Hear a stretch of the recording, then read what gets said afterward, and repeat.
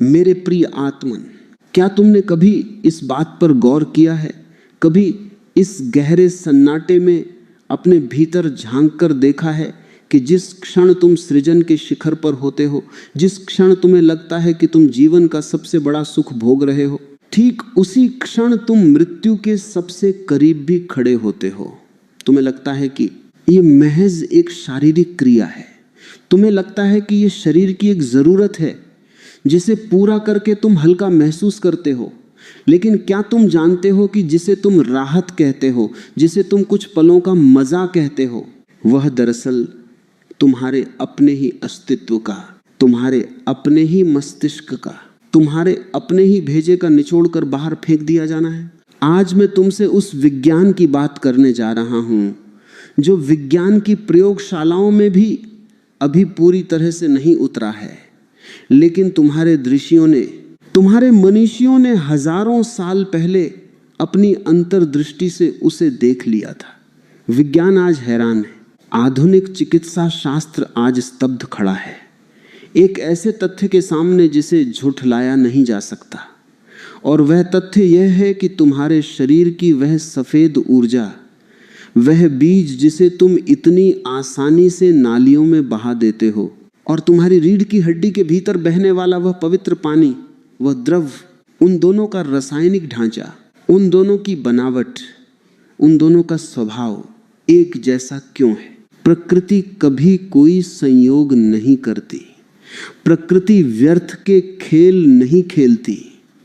अगर उसने वीर्य को और मस्तिष्क के उस द्रव को एक जैसा बनाया है तो उसके पीछे एक बहुत गहरा राज छिपा है, एक ऐसा राज जो अगर तुम्हारी समझ में आ गया तो तुम इंसान से देवता होने की यात्रा पर निकल पड़ोगे, और अगर समझ में नहीं आया तो तुम महज एक मशीन बनकर रह जाओगे, एक ऐसी मशीन जो भोजन को गोबर में बदलने के अलावा और कुछ नहीं करती। जरा सोचो, तुम्हारे मस्तिष्क को प्रकृति ने सबसे सुरक्षित तिजोरी में रखा है, खोपड़ी की मजबूत हड्डियों के नीचे, और वहां भी वह सूखा नहीं रखा गया है। तुम्हारा दिमाग, तुम्हारा मस्तिष्क एक विशेष प्रकार के तरल पदार्थ में, एक विशेष प्रकार के पानी में तैर रहा है। विज्ञान इसे अपनी भाषा में कुछ भी कहे, लेकिन योग की भाषा में यह वही सोमरस है, ये वही ऊर्जा है जो अगर नीचे बहे तो जीवन का जन्म देती है, और अगर ऊपर चढ़े तो तुम्हें नया जन्म देती है। समस्या यह है कि तुम्हें कभी किसी ने बताया ही नहीं कि तुम्हारे भीतर खजाना कहाँ है। तुम भिखारी की तरह बाहर कटोरा लेकर सुख मांग रहे हो, जबकि तुम्हारे भीतर ही वह रसायन बन रहा है जो तुम्हें सम्राट बना सकता है। आज हम इस भ्रम को तोड़ेंगे, आज हम शरीर के उस रसायन शास्त्र में उतरेंगे जिसे समझना हर उस व्यक्ति के लिए अनिवार्य है जो होश में जीना चाहता है। तुम जिसे काम वासना कहते हो, तुम जिसे सेक्स कहते हो, वह सिर्फ दो शरीरों का मिलन नहीं है, वह तुम्हारे शरीर की पूरी मशीनरी का, तुम्हारे रोएं की मेहनत का परिणाम है। कभी तुमने सोचा है कि जो भोजन तुम करते हो उसका होता क्या है? तुम खाना खाते हो, शरीर उसे पचाता है, वह भोजन पहले रस बनता है, फिर उस रस से रक्त बनता है, खून बनता है, उस खून को शरीर और पकाता है और तपाता है, तब जाकर मांस बनता है, मांस से मज्जा बनती है, मेद बनता है, हड्डियां बनती हैं। और जब ये सारी प्रक्रिया पूरी हो जाती है, जब शरीर अपनी पूरी क्षमता, अपनी पूरी अग्नि लगा देता है, तब अंत में सबसे आखिर में जो सार तत्व निकलता है, जो इस पूरे शरीर का निचोड़ है, वह वीर्य बनता है। ये एक दिन की कमाई नहीं है। वैज्ञानिक कहते हैं, और तुम्हारे आयुर्वेद के ग्रंथ भी यही कहते हैं कि भोजन को वीर्य बनने में महीनों का समय लगता है। इसे एक उदाहरण से समझो। जैसे एक किसान गन्ने के खेत में खड़ा है, हजारों गन्ने हैं, वो उन सबको काटता है, उन्हें कोल्हू में डालता है, उन हजारों गन्नों को पेरकर जो रस निकलता है वह अभी भी बहुत पानी जैसा है। फिर वह उसे कड़ाही में चढ़ाता है, उसे घंटों तक आग पर तपाता है, सारा पानी जल जाता है, तब जाकर नीचे थोड़ा सा गुड़ या शक्कर बचती है। वीर्य तुम्हारे शरीर की वही शक्कर है वही अंतिम सार है। और तुम क्या कर रहे हो? तुम उस सार को जिसे बनाने में तुम्हारे शरीर के एक एक सेल ने, एक एक कोशिका ने काम किया, तुम उसे एक पल के झटके में एक छोटी सी सिहरन के लिए बाहर फेंक देते हो। और जब तुम उसे फेंक देते हो तो तुम कहते हो मुझे बड़ा हल्का महसूस हो रहा है। ये हल्कापन नहीं है, ये खालीपन है, ये दिवालियापन है। तुमने अपनी तिजोरी खाली कर दी और तुम्हें लग रहा है कि बोझ उतर गया। बोझ नहीं उतरा, तुम अपनी शक्ति खो बैठे। अब यहां एक बहुत गहरी बात समझनी होगी और इसे बहुत ध्यान से सुनना, क्योंकि यही वह मोड़ है जहां आदमी चूक जाता है।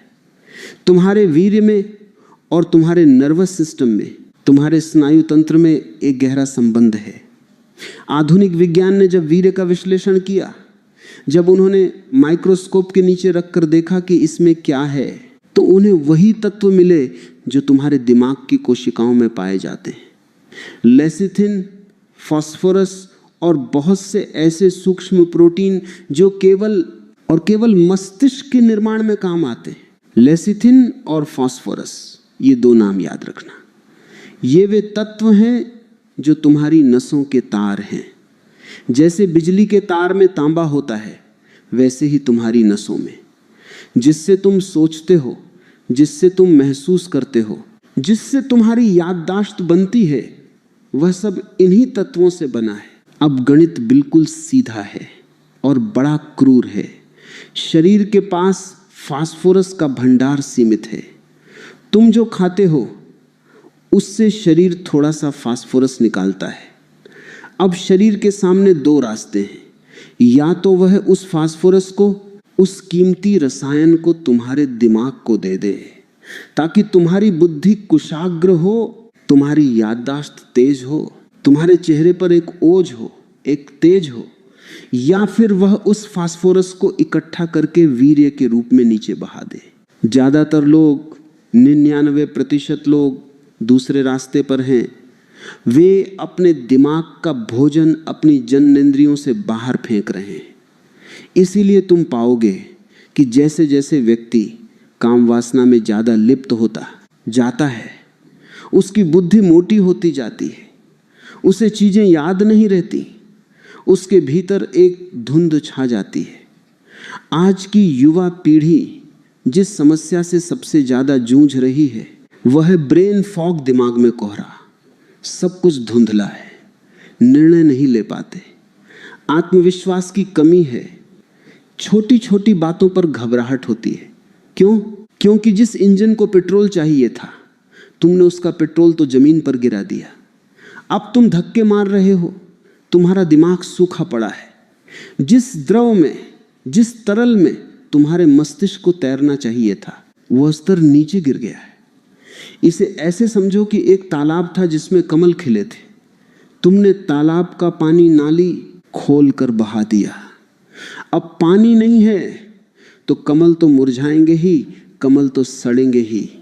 तुम्हारा दिमाग आज उसी सूखे तालाब की तरह हो गया है। तुम शिकायत करते हो कि पढ़ाई में मन नहीं लगता, तुम शिकायत करते हो कि ध्यान नहीं लगता।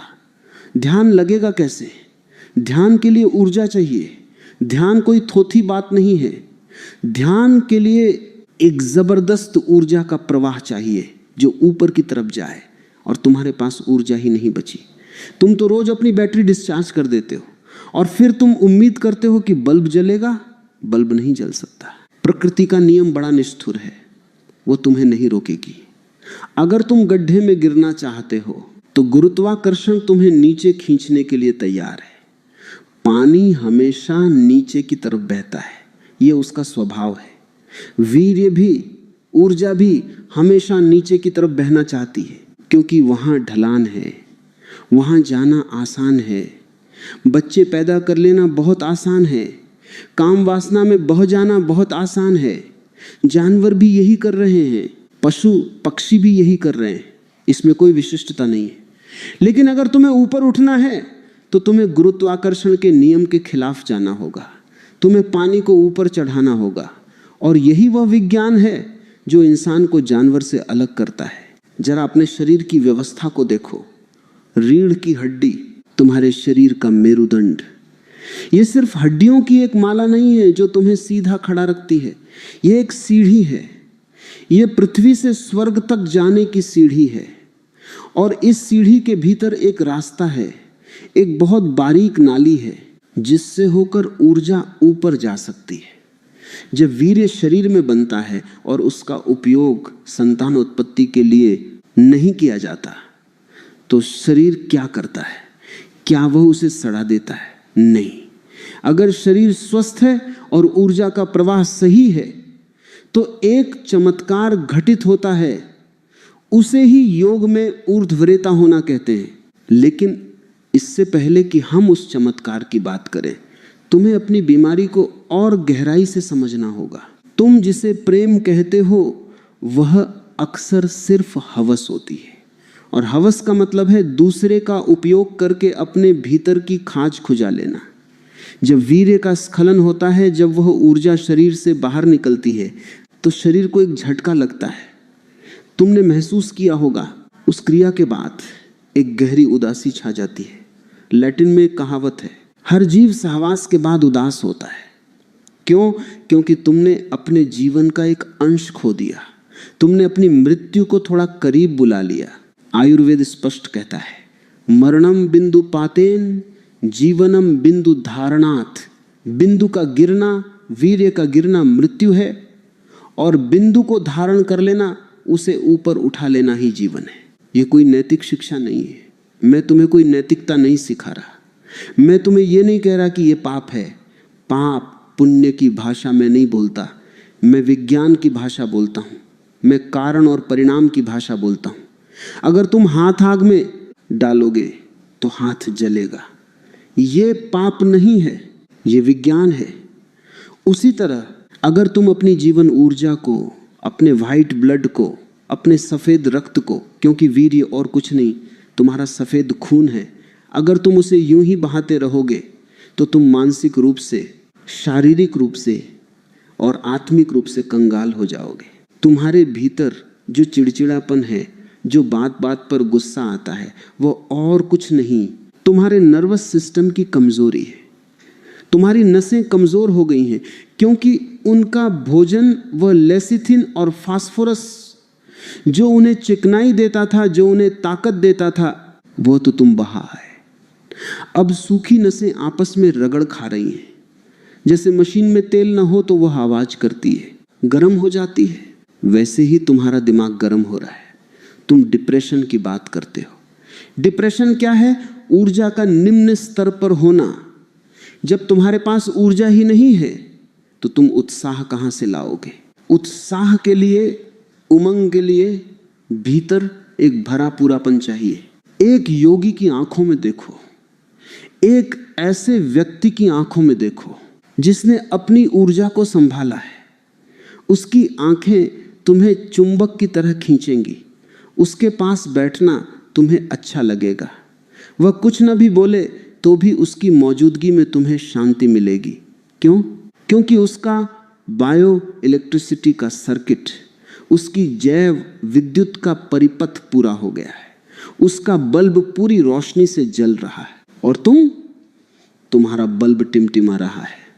कभी जलता है, कभी बुझता है, क्योंकि वोल्टेज ही नहीं है। ये जो रीढ़ की हड्डी का पानी है, जिसे डॉक्टर सेरेब्रोस्पाइनल फ्लूइड कहते हैं, ये वही कच्चा माल है जिससे तुम्हारा दिमाग काम करता है, और वीर्य इसी का सघन रूप है। जब तुम वीर्य बचाते हो तो शरीर उसे वापस सोख लेता है। इसे रीएब्जॉर्प्शन कहते हैं। वो वापस खून में मिलता है, लेकिन अब वह साधारण खून नहीं रहता। अब वह ओजस बन जाता है। वह एक सूक्ष्म ऊर्जा बन जाती है जो सीधे तुम्हारे मस्तिष्क को, तुम्हारे पीनियल ग्लैंड को, तुम्हारी तीसरी आंख को पोषण देती है। लेकिन आज की स्थिति क्या है? आज आदमी डर में जी रहा है। उसे लगता है कि अगर उसने सेक्स नहीं किया तो उसे कोई बीमारी हो जाएगी। उसे लगता है कि वीर्य अगर बाहर नहीं निकला तो वह दिमाग में चढ़ जाएगा और पागल कर देगा। ये सब भ्रांतियां हैं जो उन लोगों ने फैलाई हैं जो तुम्हें कमजोर रखना चाहते हैं। बाजार चाहता है कि तुम कमजोर रहो, क्योंकि तुम कमजोर रहोगे तो तुम उनकी दवाइयां खरीदोगे, तुम उनके मनोरंजन के साधन खरीदोगे, तुम पोर्नोग्राफी खरीदोगे। एक शक्तिशाली व्यक्ति, एक ऊर्जावान व्यक्ति बाजार का गुलाम नहीं होता, वह अपना मालिक खुद होता है। तुम्हें समझना होगा कि यह शरीर एक अद्भुत यंत्र है, इसमें रूपांतरण की क्षमता है। कोयला ही हीरा बनता है। कोयले और हीरे में रासायनिक रूप से कोई फर्क नहीं है, दोनों कार्बन है। बस फर्क इतना है कि कोयला कच्चा है और हीरा वह है जो बहुत दबाव और बहुत ताप में पक गया है। वीर्य तुम्हारा कोयला है। अगर ये नीचे गिर गया तो ये कोयला बनकर रह जाएगा, राख हो जाएगा। लेकिन अगर ये तप की आग में, जागरूकता की आग में तप गया और रीढ़ की हड्डी के रास्ते ऊपर चढ़ गया, तो यही हीरा बन जाता है, यही अमृत बन जाता है। पुराने जमाने में ऋषियों ने इसे अमृत कहा। उन्होंने कहा कि सिर के भीतर तालू के ऊपर से अमृत टपकता है। लोग समझते हैं कि यह कोई कविता है। यह कविता नहीं है, यह शरीर क्रिया विज्ञान का एक तथ्य है। जब तुम्हारी यौन ऊर्जा पूरी तरह से मस्तिष्क में पहुंच जाती है तो वहां की ग्रंथियां एक विशेष प्रकार का स्राव करती हैं। वह स्राव इतना आनंददायक होता है, इतना नशीला होता है कि उसके सामने शराब, ड्रग्स या सेक्स का सुख फीका पड़ जाता है। उसे ही संतों ने राम रस कहा है, उसे ही अमृत कहा है। और तुम उस अमृत के सागर के किनारे प्यासे मर रहे हो। तुमने अपने ही हाथों, अपने पैरों पर कुल्हाड़ी मारी है। और मजे की बात यह है कि तुम कुल्हाड़ी मारने को ही जीवन का आनंद समझ रहे हो। जब तक तुम इस बुनियादी भूल को नहीं सुधारोगे, तब तक कोई ध्यान, कोई पूजा, कोई प्रार्थना काम नहीं आने वाली। क्योंकि प्रार्थना करने के लिए भी होश चाहिए और होश के लिए ऊर्जा चाहिए। मेरी बात को गौर से समझना। मैं तुम्हें सेक्स विरोधी नहीं बना रहा हूं। मैं तुम्हें सेक्स से ऊपर उठने की बात कह रहा हूं। और ऊपर वही उठ सकता है जिसके पास सीढ़ी हो। तुमने अपनी सीढ़ी ही जला दी है तापने के लिए। अब तुम खड़े होकर रो रहे हो कि मैं ऊपर कैसे जाऊं। ये जो तुम्हारे भीतर घबराहट है, ये जो आत्मविश्वास की कमी है, ये जो तुम लोगों की आंखों में आंखें डालकर बात नहीं कर पाते, इसका कारण मनोवैज्ञानिक नहीं है, इसका कारण जीव वैज्ञानिक है। तुम्हारी जड़ें सूख गई। एक पेड़ जिसकी जड़ों में पानी न हो, उसके पत्ते तो पीले पड़ेंगे ही। तुम पत्तों पर हरा रंग पोतने की कोशिश कर रहे हो। तुम मोटिवेशनल वीडियो देखते हो, तुम किताबें पढ़ते हो कि कॉन्फिडेंस कैसे बढ़ाएं। अरे कॉन्फिडेंस कोई बाजार में मिलने वाली चीज नहीं है। कॉन्फिडेंस तुम्हारे भीतर की ऊर्जा की गूंज है। जब भीतर ऊर्जा लबालब भरी होती है तो कॉन्फिडेंस अपने आप आता है, उसे बुलाना नहीं पड़ता। शेर कभी कॉन्फिडेंस की क्लास लेने नहीं जाता, उसकी ताकत ही उसका कॉन्फिडेंस है। तुमने अपनी ताकत गंवा दी है और अब तुम समाज के सामने एक मुखौटा लगाकर जी रहे हो।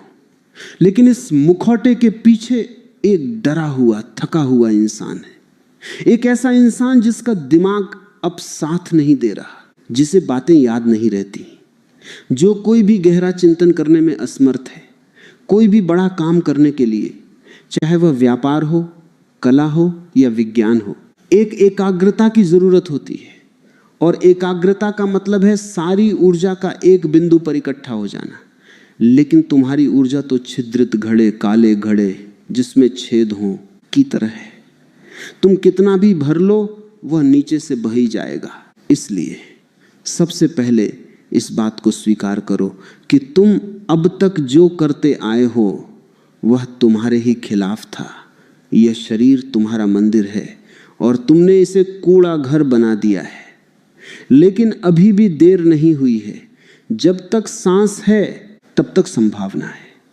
यह विज्ञान इतना सटीक है कि अगर तुम आज से, अभी से सही दिशा में मुड़ जाओ तो तुम्हारा शरीर अपनी मरम्मत खुद कर लेगा।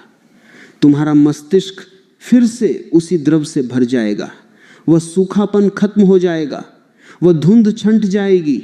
लेकिन उसके लिए तुम्हें उस प्रक्रिया को समझना होगा, उस कीमिया को समझना होगा जो वीर्य को ओजस में बदलती है। वो कीमिया क्या है? वो ऊपर उठने का विज्ञान क्या है। यह केवल रोकने की बात नहीं है। अगर तुमने सिर्फ रोक लिया और उसे ऊपर जाने का रास्ता नहीं दिया तो वह सड़ जाएगा, वह तुम्हें बीमार कर देगा। इसलिए बहुत से लोग जो ब्रह्मचर्य का पालन बिना समझ के करते हैं वे विक्षिप्त हो जाते हैं, पागल हो जाते हैं। ऊर्जा को रुकना नहीं है, ऊर्जा को बहना है, लेकिन नीचे नहीं, ऊपर। मेरे प्रिय आत्मन, अब हम उस यात्रा पर कदम रख रहे हैं जो पशु को परमात्मा बनाती है। अब तक हमने बात की कि तुम कैसे लुट रहे हो, कैसे तुम अपनी ही संपदा को नालियों में बहा रहे हो। अब हम बात करेंगे कि उस संपदा को, उस ऊर्जा को कैसे बचाया जाए, और सिर्फ बचाया ही न जाए बल्कि उसे कैसे रूपांतरित किया जाए। क्योंकि याद रखना, ऊर्जा को केवल बचाना काफी नहीं है। अगर तुमने पानी को सिर्फ रोक दिया, बांध बना दिया, तो वह पानी सड़ जाएगा, उसमें कीड़े पड़ जाएंगे। पानी को बहना चाहिए। अगर वह नीचे नहीं बहेगा तो उसे ऊपर बहना होगा। ठहराव मृत्यु है, प्रवाह जीवन है। तुम्हारे शरीर के बीचों बीच जो रीढ़ की हड्डी है, जिसे हम मेरुदंड कहते हैं, वह केवल हड्डियों का एक ढांचा नहीं है, वह तुम्हारे जीवन का सबसे बड़ा राजमार्ग है। वह रास्ता है जो नर्क को स्वर्ग से जोड़ता है, जो मूलाधार को सहस्रार से जोड़ता है। मूलाधार, जहां तुम्हारी सेक्स ऊर्जा, तुम्हारी काम वासना सोई पड़ी है जैसे एक कुंडली मारे हुए सांप, और सहस्रार जो तुम्हारे मस्तिष्क के सबसे ऊपरी हिस्से में है, जहां चेतना का 1000 पंखुड़ियों वाला कमल खिलता है। विज्ञान कहता है कि रीढ़ की हड्डी के अंदर एक बहुत बारीक नली है। डॉक्टर उसे स्पाइनल कॉर्ड कहते हैं, लेकिन योग उसे सुषुम्ना कहता है। यह सुषुम्ना ही वह तार है जिससे बिजली ऊपर चढ़ती है। जब वीर्य नीचे बहता है तो वह सृष्टि का निर्माण करता है, बच्चे पैदा होते हैं। लेकिन जब यही वीर्य, यही ऊर्जा तप की गर्मी से भाप बनकर ऊपर उठती है, तो वह तुम्हारे भीतर के सोए हुए भगवान को, तुम्हारे भीतर के बुद्ध को जन्म देती है। इस प्रक्रिया को समझो। इसे विज्ञान की भाषा में ऊर्ध्वपातन या सब्लिमेशन कहते हैं।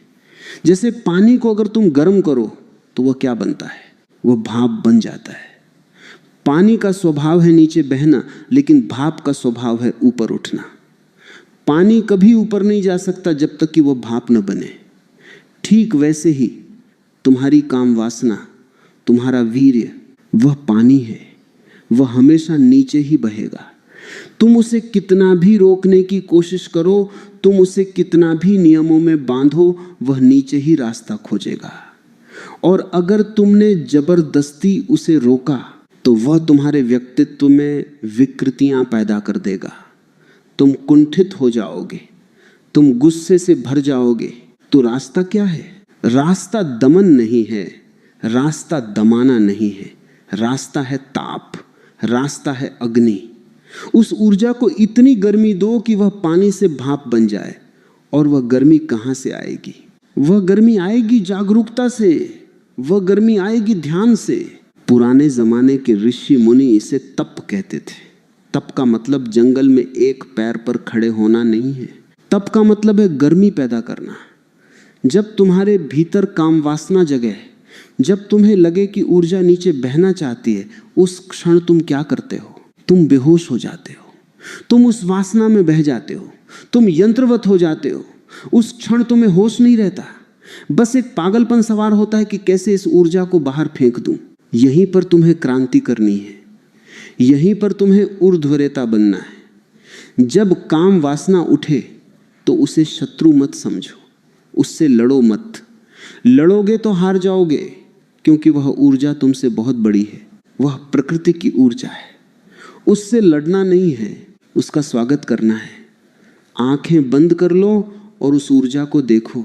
बस देखो कि भीतर एक तूफान उठ रहा है। जैसे तुम समुद्र के किनारे बैठकर लहरों को देखते हो, वैसे ही अपने भीतर उठती हुई काम वासना की लहरों को देखो। ये देखना, ये साक्षी भाव, ये विटनेसिंग ही वो आग है।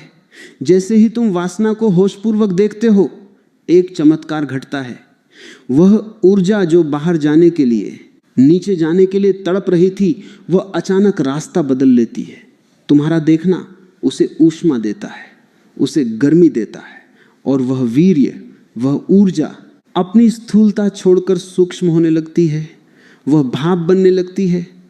और चूंकि सुषुम्ना नाली वहां मौजूद है, वह ऊर्जा अपने आप बिना किसी प्रयास के रीढ़ की हड्डी के रास्ते ऊपर चढ़ने लगती है। तुम्हें कुछ करना नहीं है, तुम्हें कोई पंप नहीं लगाना है, यह स्वतःस्फूर्त है। जैसे ही पानी भाप बनता है वह आकाश की तरफ उठता है, जैसे ही वीर्य ओजस बनता है वह मस्तिष्क की तरफ उठता है। और जब यह ऊर्जा मस्तिष्क में पहुंचती है, जब यह मेरुदंड के सारे चक्रों को भेदती हुई तुम्हारे सिर के भीतर प्रवेश करती है, तो वहां जो घटना घटती है उसे ही संतों ने अमृत वर्षा कहा है। वहां तुम्हारे मस्तिष्क में, जिसे विज्ञान पीनियल ग्लैंड या पिट्यूटरी ग्लैंड कहता है और जिसे योग शिव नेत्र या तीसरा तिल कहता है, वहां एक घर्षण होता है। यह नई ऊर्जा, यह ताजा ओजस जब वहां की सूखी कोशिकाओं से टकराता है तो एक विस्फोट होता है, प्रकाश का विस्फोट, आनंद का विस्फोट। तुम्हारे सिर के भीतर से एक रस टपकने लगता है। यह कोई कवि कल्पना नहीं है, योगी इसे स्वाद से जानता है। वह मीठा होता है, शहद से भी ज्यादा मीठा। जब वह रस टपकता है तो तुम्हारा पूरा शरीर, तुम्हारा पूरा अस्तित्व एक ऐसी मस्ती में डूब जाता है जो इस संसार की किसी भी शराब में नहीं है। और तब तुम्हें पहली बार पता चलता है कि तुम किस हीरे को कौड़ियों के भाव बेच रहे थे। वह जो थोड़ा सा सुख तुम्हें नीचे गिराने में मिलता था, उससे करोड़ों गुना ज्यादा सुख उस ऊर्जा को ऊपर उठाने में है। लेकिन इस यात्रा के लिए तुम्हें अपनी जीवन शैली में, अपने रोजमर्रा के जीवन में कुछ बदलाव करने होंगे। तुम कचरा खाकर मंदिर नहीं बना सकते। आज मैं तुम्हें कुछ बहुत व्यावहारिक सूत्र देने जा रहा हूं, जिन्हें तुम्हें आज से ही, अभी से ही अपने जीवन में उतारना है। पहला सूत्र, अपने भोजन के प्रति जागना। तुम जो खाते हो वही तुम बनते हो। जैसा अन्न वैसा मन। अगर तुम बहुत ज्यादा मसालेदार, बहुत ज्यादा तामसिक भोजन करते हो, बहुत ज्यादा मिर्च, बहुत ज्यादा लहसुन, प्याज, मांस, मदिरा, तो तुम इस ऊर्जा को कभी ऊपर नहीं उठा पाओगे। क्यों? क्योंकि ये चीजें शरीर में उत्तेजना पैदा करती हैं। ये चीजें तुम्हारे खून में गर्मी तो पैदा करती हैं, लेकिन वह गर्मी तप की नहीं, ज्वर की होती है, बुखार की होती है। ये चीजें काम वासना को सीधे नीचे के केंद्रों पर चोट करती हैं। जब तुम बहुत गरिष्ठ भोजन करते हो तो शरीर की सारी ऊर्जा उसे पचाने में और उस जहर को संभालने में लग जाती है, और जो उत्तेजना पैदा होती है वह तुम्हें विवश कर देती है कि तुम सेक्स की तरफ भागो। एक योगी का भोजन सात्विक होता है। सात्विक का मतलब है हल्का, सुपाच्य, और जो शरीर में शीतलता लाए, शांति लाए। ताजे फल, हरी सब्जियां, दूध, घी, ये चीजें तुम्हारे वीर्य को गाढ़ा करती हैं। और याद रखना, जो चीज गाढ़ी होती है उसे बहाना मुश्किल होता है। जो चीज पतली होती है, पानी जैसी होती है, वह जरा से सुराख से बह जाती है। आज का आदमी जो फास्ट फूड खा रहा है, जो रसायनों से भरा खाना खा रहा है, उसका वीर्य पानी जैसा पतला हो गया है, इसलिए उसे रोकने की क्षमता ही खत्म हो गई। स्वप्न दोष की बीमारी, शीघ्र पतन की बीमारी, ये सब तुम्हारे गलत भोजन का परिणाम है। तो आज से अपने भोजन को बदलो, उसे पवित्र करो, उसे प्रसाद जैसा बनाओ।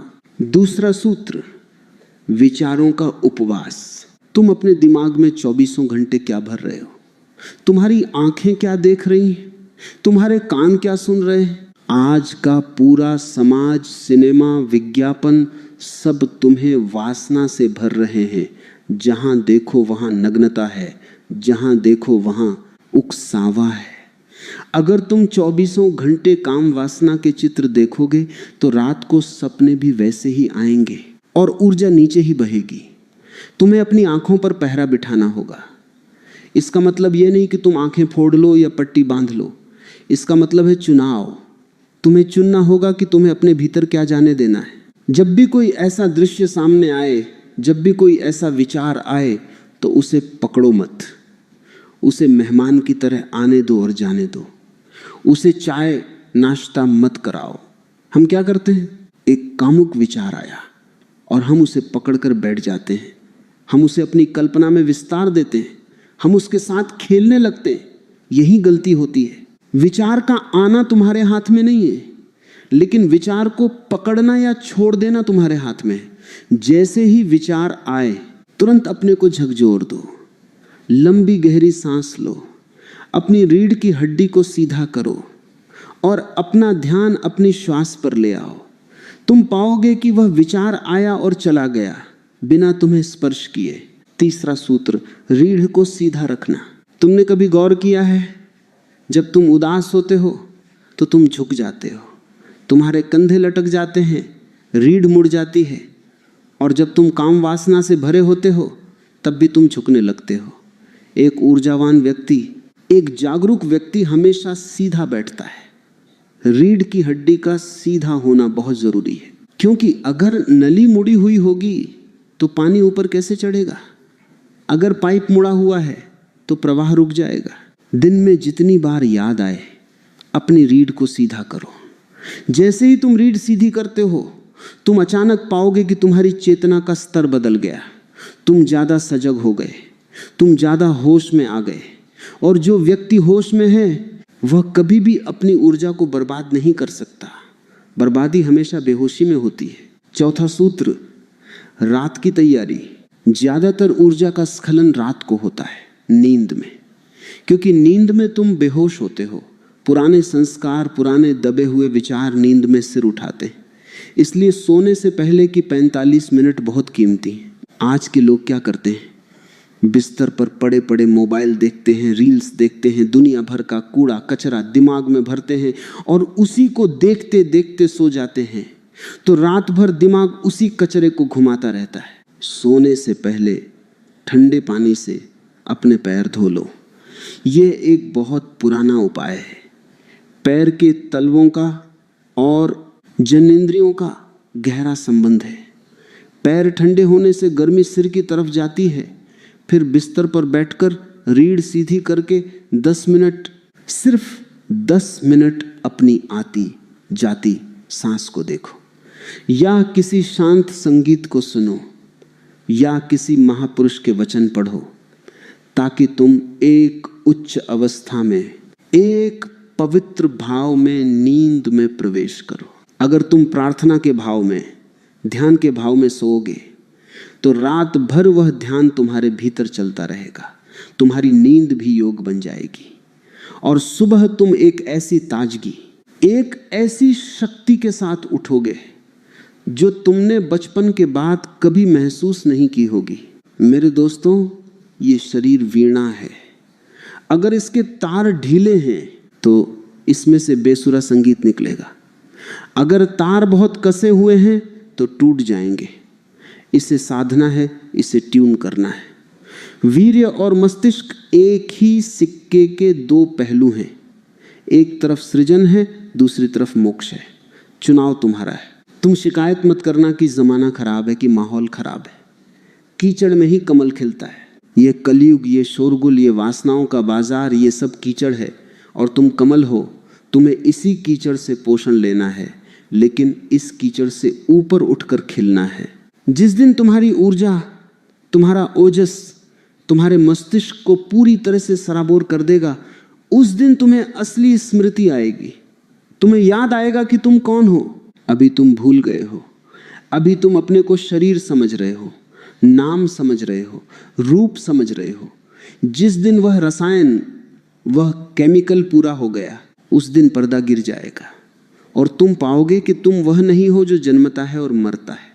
तुम वह शाश्वत ऊर्जा हो, तुम वह ब्रह्म हो जिसका न कोई आदि है न कोई अंत। यही वह राज है जो तुम्हारे ऋषियों ने, तुम्हारे पूर्वजों ने खोजा था। उन्होंने प्रयोगशालाओं में टेस्ट ट्यूब के साथ प्रयोग नहीं किए थे। उन्होंने अपने शरीर को ही टेस्ट ट्यूब बनाया था। उन्होंने अपनी चेतना को ही आग बनाया था और उन्होंने पाया कि आदमी के भीतर भगवान बनने का पूरा नक्शा मौजूद है। तो आज से, अभी से एक संकल्प लो। यह संकल्प किसी और के लिए नहीं, खुद के लिए है। यह संकल्प है अपनी शक्ति को पहचानने का। यह संकल्प है बिखराव से केंद्र की ओर आने का। यह संकल्प है मृत्यु से अमृत की ओर जाने का। शुरुआत में कठिनाई होगी, पुरानी आदतें तुम्हें खींचेंगी, शरीर मांगेगा, मन तड़पेगा, लेकिन घबराना मत। हर बार जब तुम गिरो फिर खड़े हो जाना। हर बार जब तुम हारो फिर से लड़ने मत लगना, बस जाग जाना। धीरे धीरे जैसे जैसे तुम इस रस का स्वाद चखोगे, जैसे जैसे तुम्हारे चेहरे पर वह तेज, वह चमक आने लगेगी, तुम्हें खुद ब खुद नीचे जाने का मन नहीं करेगा। जिसके हाथ में हीरा लग जाए वह फिर पत्थरों से नहीं खेलता। तुम्हारे भीतर वह हीरा है, उसे खोजो, उसे निखारो और अपने जीवन को एक उत्सव बनाओ। आज के लिए इतना ही पर्याप्त है।